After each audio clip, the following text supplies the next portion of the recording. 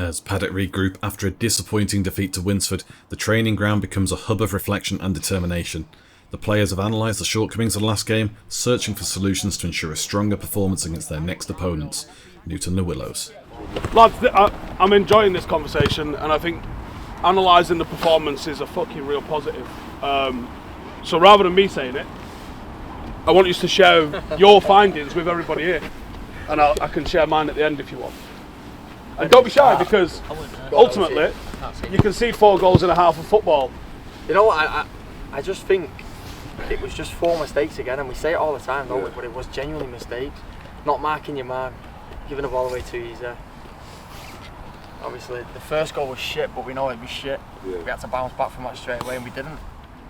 I was expecting him to clear it, but then he was expecting me to come out, so none of us have spoke to each other. I've turned, seen, obviously you can see he's made a movement. Yeah, I've come out late, You know what I mean? really. I've come out late. Which one? First one. So, I've come out late for it. Like, the ball was long enough for the keeper. 10 times out of 10, he should be there to just claim it. If the keeper's not claiming it, if it's outside those white lines, I can sometimes accept hesitation, or maybe a communication with Oatsy from out there. Yeah, if the ball's outside the D, I would expect you to talk. Yeah. If it's inside the box, I'm expecting you to clean him out, the opposition player out, and the fucking ball. Yeah, he did. And he said That's that fine. after the game But as well. it has to be said. Yeah. Second goal, I think Joa tries to set someone back. Yeah, he tried to set me. No, he tried to dribble. Yeah, he tried. And then I asked him to didn't set set me, it, and he he didn't didn't set set it me, and he intercepted him. And So where was it on the pitch? It was probably near about that, there, that cone, right? About there, yeah. What's this zone? Red zone. What do we do in this Yeah, zone? when he should have set me in and a hook it, and they crossed it. And But what do we do in this zone? clear it. Yeah, we clear it. If you're going to play a pass, okay. When you're playing a pass backwards in our third, I understand you don't want to twat it. Because if it's heading towards the goal, he's not seeing it, it's fucking 1-0 down, and that's a problem. But you have to be confident in all of your actions. What I would expect Joe to do in that circumstance is try and turn out and send it down the line. So then the third one, he's rolled Mikey, he's flashed it across the box, and was that the second one that hit you in the chest? Yeah. There was a cross, skimmed up the guys. I couldn't do anything. The only thing that I can say for you is you can't defend your goal by looking at it. You've got to turn. I think he's just coming in patient. I thought you were facing it. It's just flipped up his head and then can miss it and then He's trying to move it out of the way, but it's just hitting. I was in between. Lads, one at a time. There was Michael, a player, me, a player, Omar, but the ball just gets fizzed in. I go up for the header. There's a player behind me. It's come off his head and just literally just slapped it. Yeah, there's not a lot you're doing from that. I thought you was facing it. If you weren't facing it, you weren't facing it. That's fine. But that's something to remember. Can't defend your goal by facing it. So if he was or wasn't, that's something to fucking remember. And then, what was the fourth goal? What happened at the corner? it went out and then he was facing that way. He's just gone like that back over his head. The guy in between me and Mikey. A little bit before that, Michael's defending. And he's defending the guy on the back stick, and he's doing this. And he's looking this way. You've got to see where the ball's coming from. Does this guy matter? No. What matters? The ball. The ball, lads. So at half time, some of you didn't agree, but what I said was, I don't think you're being outplayed. And I've watched the game back and still believe I don't think you were being outplayed. Now, we did not take our chances. 30 seconds before they go 1-0 up, you have one that hits your shoulder and goes over the bar. You make a better connection with that, it's 1-0, we probably go on and win the fucking game. That is the margins that we're dealing with.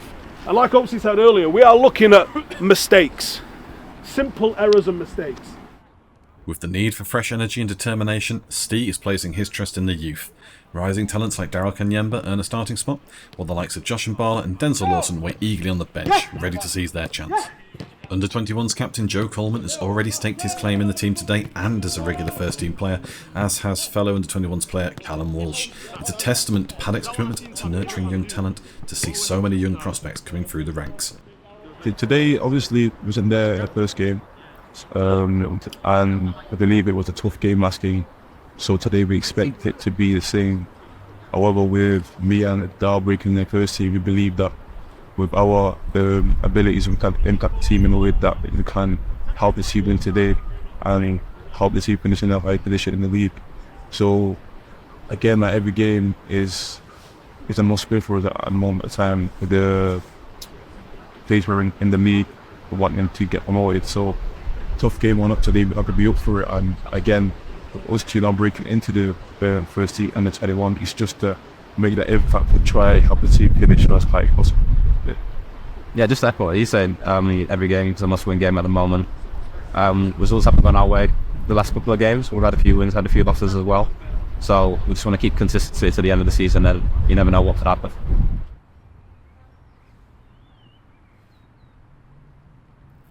Listen, get your earrings out, watches off, and I want phones away. And I want everyone to fucking concentrate for me. If you're in this fucking room, it is your responsibility to make sure that the warm-up is vocal, it's intense, and it kicks off so we can go fucking start the game. And can someone help Teddy put a sock on? No, don't do that. Up intensity is on you lot. We have a good warm-up, we win the game. So just focus on getting through the fucking warm-up and putting a big effort into that, and the game will take care of itself. Yeah?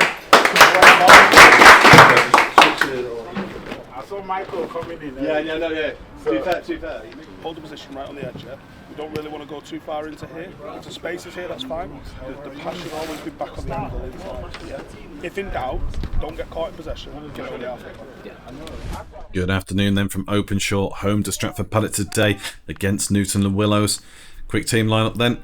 Aftab Jan, Denzel Lawson, Josh and Barla, Teddy Ejijo and Michael Olatunji make up the bench. As for the main lineup then, Mason Taylor in goal, Daryl Kanyemba steps into left back, Captain Otzi Omar at centre, Mikey right back, Joe Zach and KO'd midfield 3, Joa out to left wing, Callum Walsh right wing, and Ryan Katumba as always up top. Paddock are kicking from left to right in the sunshine, ball underway already, and a nice bit of play at the back between Otzi, Omar and Mikey. Otzi looking for Mikey on the right wing. Straight away under pressure. Tries a cheeky ball forward. Finds Ryan Katumba. Gets past his man. He's getting tugged. Gets the shot off. Ooh, just curling over the bar. Easy strength and height on that defender though. Should bullying him. Lofted ball now from Otzi. Finds Mikey. He's holding off his player. Plays the ball across to Joe. Joe scuffed past back to Mikey. Cheeky back heel there. Joe rides the tackle. Skipped it. Beautiful work. Ball forward now. Curling effort finds its way through. Ryan Katumba on goal. Oh, great interception at the last thing there. Went for the first time hit. Didn't try to cut back. Fair play to him. It's a high line here from Newton. Ryan pressing. Pushing him to force the ball forward. Ball drifts out now to the right back position. KO's holding him off and he's won it back actually. Rash tackle there from Newton maybe. Couldn't quite see it past the coaching staff. It is a Paddock throw-in by the looks of it.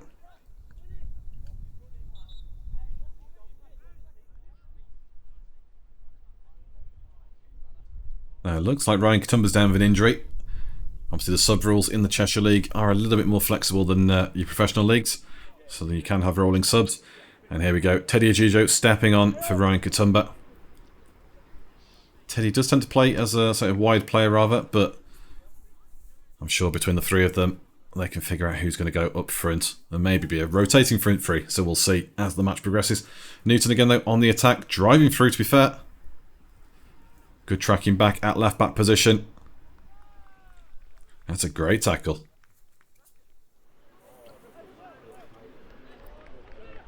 Bit of physio on the sideline, you can see tape going onto Ryan's foot. Hopefully nothing too serious, especially with Paddock hoping for that promotion charge, trying to make amends for last week. Ryan Katumba will be crucial to anything that happens with Paddock. In the meantime though, they've got to play on him. Zach on the ball now. Finds his way up the left wing. Ball poked on. Here we go. Behind the lines now.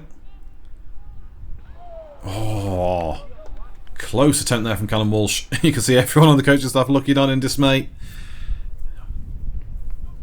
High press now from Paddock. Intercepted very easily there. Into the box from Callum. Sideways. Oh, it skipped through. Oh, it's a great save. And again. Oh, so close to KO getting Paddock into the lead. That's a beautiful behind the goal shot as well. Omar now then. Ball back forward to the right wing. Doesn't quite find Callum. Joe tries it again. Also doesn't quite find Callum. A little bit wasteful.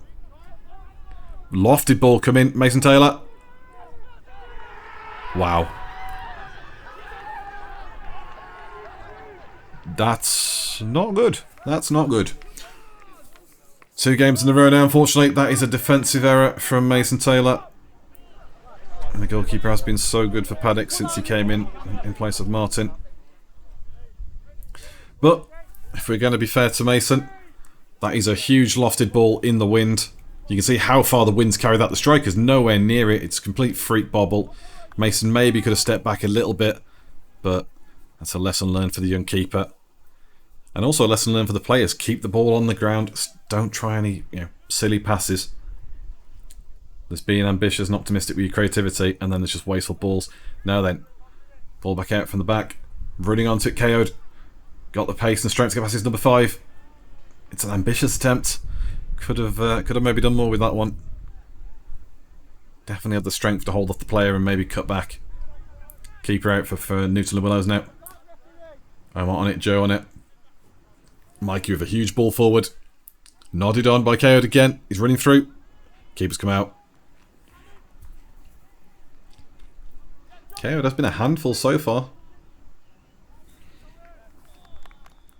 And there we go, half time. Let's go hear from the manager in the dressing room. How many chances we had? More than enough for the game to be right.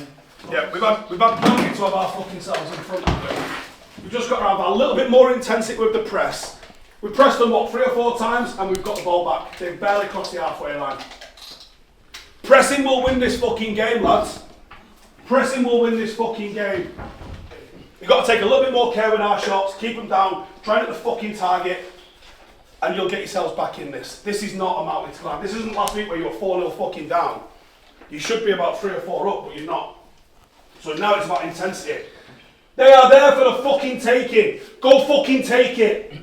Get your water in, get your gels in, let's get the fuck out there and put these lot to the fucking sword. Lads, on your fucking feet, all ya. Make some fucking noise, yeah? Let's fucking go, Paddock, come on. Are you ready to explore independence, creativity and endless possibilities? Look to Tentrade, the proud sponsor of Stretford Paddock FC this season. Discover their all-in-one trading ecosystem. Learn with 10 Academy's free online courses. Experience exceptional trading conditions.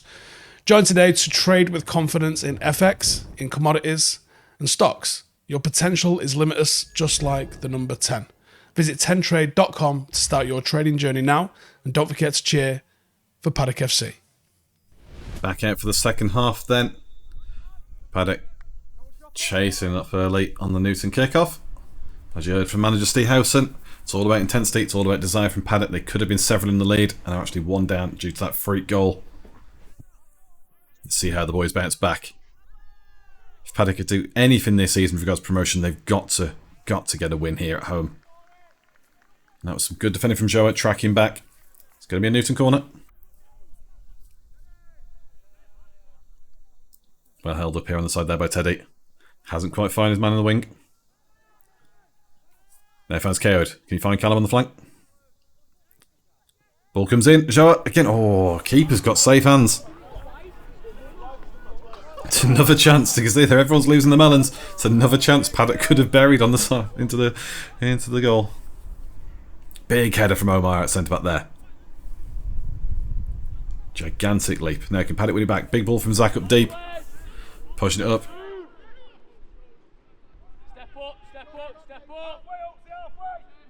Couldn't see them from right. Joe wins it actually. Go on, Joe. Oh, he's been dropped there.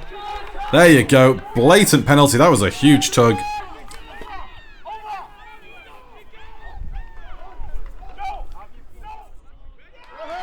And it's a straight red. Wow.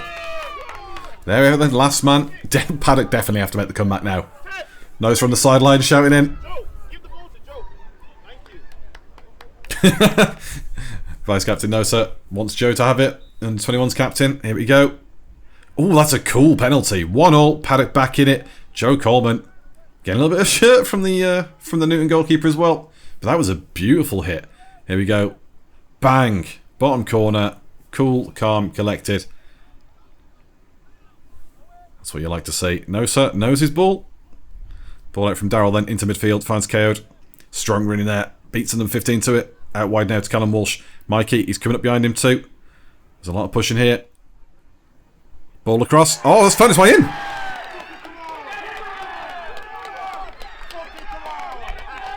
And just like that, Paddock are back in the lead. Let's have a look at this on the replay then. Good play down the side. Mikey, driving run. Ball comes across. Joa, sneaky. That's such a little touch. And I think there was a little bit of shithousery on the side as well, with Mikey jumping back over the player they beat. Now, Daryl pushing forward. Gets the ball into the middle. Doesn't quite find Teddy. It's bouncing around a little bit here. Zach playing out wide. Finds Mikey again. Mikey has looked better today. And that run will definitely have helped him. Driving up the right hand side here. That's a beautiful through ball to Callum. So what Callum can do. Slots it. Oh, 3-1 Paddock. Here we go. All those goals Paddock could have scored in the first half. It's starting now.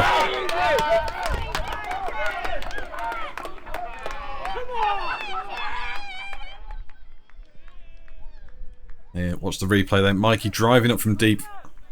Gets the halfway line. Looks up. Slow-mo through ball. That's cutting. Killer pass. Straight through to Callum. Brings it in. Left foot. Straight underneath the goalkeeper. Slots home. Cool as you like. 2 games, 2 goals for Callum Walsh. You'd love to see it. So, 6.5 minutes. Subs time. Josh and Barla on for Teddy Ajijo. We saw what happened last time. Josh had a cameo. It was a great performance. Came on as a sub. Then got to start the next game. Another drive now. Up the side from Mikey. Punted ball forward. Finds his way over the top to Joe Coleman. Can't quite finish it off. Corner for Paddock then. What's going on here? Is it encroachment from Newton? No, it's a yellow card on Mikey Burt for time wasting. Okay. Corner comes in. It's a deep ball into the back. Oh, it couldn't quite be found there. Obviously chasing down. Got in the way a bit, but the Newton player is pushing on. Played it around the side. Daryl's chasing number 9. He's blocked him. That's a great interception. Didn't go to ground. Stayed on his feet. Yeah, it's another sub-time. Aftab coming on for KO'd. It's a big effort from KO today. Back in the starting lineup. But that was a lot of running from him. A lot of strength on the ball as well. With no nose from the team today, it's exactly what we needed in the midfield. Someone to just be that absolute brute force machine with a little bit of techers. And that's an optimistic hit from Newton. It has deflected. Go on, boys. 90th minute now. Onto the free-held cam. And there we go, final whistle. Paddock 3, Newton-Le-Willows 1. Great comeback in that second half. More of the same really from Paddock compared to the first half. Just, you know, no fluke goal against them. And a bit more accuracy and a bit more intensity on chasing down the press and converting. So it deserved 3 points. If you have a quick look at the table, puts Paddock now on 47 points, back into 4th place, ahead of Lim Rovers with a comfortable goal difference. But there's still that 6-point gap to close down on Clay Brow, who Paddock still have to play. So, with that done here, Youth has shone through today. Big effort for the Paddock boys. So let's go see what the manager and some of the players have to say post-match. I thought we were sloppy in the first half. We seem to be doing that a lot this season, going 1-0 down, trying to fix things, but we need to start hitting the front a lot quicker. Second half was a lot better, tempo was higher, Steger was a good team to rallied us up. And pretty much got us into the fighting spirit that we needed, because if we want to win games, we've got to be fighting from the start. Yeah, I think we started alright, and then we had a few chances. Joe missed one, and then I think after that we just went flat a bit, but second half we picked it up, and I think we missed one again, and then Joe fair play, won the pen, kept going on, and then after that I think it was down to 10 men, we were in control from there. I think last 20 we went a bit, I think we got the third and we went a bit sloppy, but overall passes, yeah, but that's because you know you're down to 10 men, they're not getting back at 2 goals, so overall though, we did alright, I thought, yeah. The 21s are probably not been as good as we want it to be this season, but at the end of the day, the only team that really needs to win is the most important one to win. It's the first team. If the 21s are losing, but they're sending players into the first team, then that's probably better than winning games, to be honest, in the long run. So I think it's been really good to see Daryl, obviously Cal start by you more first team, but still in the 21s. Josh come through, Vic as well. He's been really good when he's played, so I think we had a few, and I think there's definitely probably a few more to come. Unlucky because of the strong squad we got in the first team, so I think a few can be a bit disheartened they haven't played yet, but it's a good confidence boost as well. The lads are always attending training, putting in the miles at training, and they're getting rewarded for it. Whether they come on for 2 minutes, that's for me that'd be a good confidence boost. Take that into the following day on Sunday, and then just see what you can do on the Sunday. If we lose, then we'll just go again in training and just keep fighting for the first team spot. I don't think we played bad in the first half, in all honesty. I thought it was a frustrating half. I thought the official really affected the game in a negative way. There was things that were being called fouls against us that weren't being called fouls against the opposition, and to me that was where the levelling of the game was. There was probable red card and serious foul play that just was getting waved off in the first half, and I think that frustrated us as much as the opposition frustrated us. They're 1-0 up without even taking a shot, which sounds mad. I think it was a clearance, and I think the Winds took it, and it took it over Mason. It was unfortunate. Outside of that, I was quite happy with the football. We played out quite well. We played through the middle quite well. We created chances. It was just a game that required patience, I think. We have a strong under-21s team, and people will look at the league table of the under-21s and go, no, you haven't, but we have. Because the level that the lads in the under-21s are playing at is like National League sort of teams. That's the teams that they're in, where the 21s are playing. So when the 21s are playing, they're competing, and yes, they're losing, but they're competing with teams that are in National League sort of areas. When they're breaking into National League first teams and we're having their lads break into our first team, they're way more ready for us than their opposition would be breaking into National League kind of first teams. So even though people will look at the results and go, you're losing. But imagine we had a Stretford Paddock in a Premier League under 18s, under 21s. You'd expect us to be around the bottom of it because we haven't got the same resources, and this is a brand new team with a brand new club that's not really had this team for very long. So we have to find pathways in to that team, and we have to recruit for that team. I'm really happy, not just with the level of player that comes through, but the attitude, the aptitude of what comes through the 21s. They don't let me down. I don't think we've had an under-21 player come into the team and let me down. We've had some that have come in and come out of the team again, but they never let me down. So even if the lads that are thinking, I've only played 10 minutes in the first team, I'm happy with it. I'm happy with the contribution that they make. And we had a resolution this week in the fan ownership thing, which we're massive on. And I would say to all the people who are members, make sure you get into the Telegram group, because check your emails. The last 2 emails that I've gone out, I've got a link to a Telegram group. Come and join a Telegram group. It's really active and it's really good to see. It's really encouraging. Like, my phone's been going wild today with it during the game, because they've all been talking to each other. Some of them are here, some of them live abroad, so they're all asking for the updates, and that Telegram group's getting it out quicker than the Twitter, so it's really active and it's good to see. And it'll only get better the more members that we have in that. We had a vote this week, because that's important to us as a democratic club. We had a vote whether we should expand to under-16s, under-18s and a reserve side. Now we've got 2 under-16s teams ready to come through, and we've got the coaching staff, and I think we've got more or less the squad in place for a reserve side. So those things are going to happen next season. That upward pressure is important. So there's going to be a load of lads that graduate to 21s this season, and they'll be too old for 21s. They need a team. They're not quite ready to take on the first team yet, but they're more than ready to go and compete in Lancashire and Cheshire League, where we hope to place the reserve team. So if we can add the 21s reserves first team, and then we've got under 16s and under 18s, we start to have a pathway, and we start to build a club, and we start to have that sort of upward pressure where the lads that are in the 16s should be saying, I'm going to take that right back spot in the under 18s, and the 18s saying the same to the 21s, and the 21s saying the same to reserves. And at the moment the 21s don't have that upward pressure. They haven't got like a gem of an under 18s player doing bits in his league that they can challenge, because that's how the lads grow. As sooner they get men's football, the better for them, the better for their development. And some of them might skip. You might have a lad that goes from 16s to the first team, and I hope they do. And they might have some that have to go all the way through, and they don't break into the first team until they're 22, 23. But we're building a club. I've said that so many times here. It just takes time. If I had a facility that we could get the full use of, I would have a club, and it would be fine. And I know a couple of the members was like, oh, what's that going to cost? Youth teams make football clubs money.